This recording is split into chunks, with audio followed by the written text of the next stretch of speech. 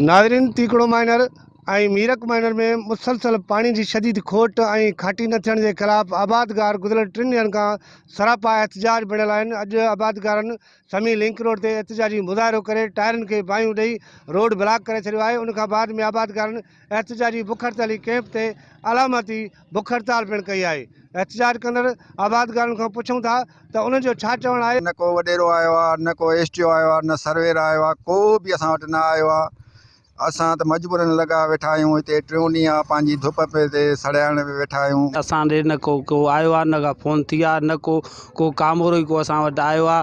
3 ॾींहं अॼु त लिंक रोड बंदि कयो आहे। इन करे सो खाटी खणा ॾियनि, महिरबानी करे। पाणी ठिप कोन्हे, बनियूं गिराबाद पियूं आहिनि। गुज़िरियल 18 महीननि खां का बि हिते खाटी न ठही आहे। ऑफिसरनि त कागज़नि में खाटी ॼणाए छॾी आहे, तो कूड़ा बिल ठाहे खाई विया आहिनि। न ई हिते एसडीओ हली आयो आहे, न ई इंजीनियर हली आहे। मुसलसल गुज़िरियल 3 ॾींहंनि खां एहतजाज कंदड़ मीरक माइनर ऐं तीकड़ो वाह जे आबादगारनि जूं तव्हां ॻाल्हियूं ॿुधियूं। आबादगारनि अॻुवाणनि एहतजाज कंदड़नि ॿुधायो त हिते स्कारप ट्यूबवेल जी जेका आहे ई हिकु 80 आहे, उहा बि मुकमल तौर ते नाकारा आहे। उनखां अलावा शाखुनि वाहन जी खाटी न पई कराई वञे, जंहिं करे पुछड़ी में पाणी नथो पचे। ॿी सूरत में सुभाणे एहतजाजी तौर ते 2 आबादगार पाण खे बाहि ॾियण जो पिणु हिननि ऐलान कयो आहे।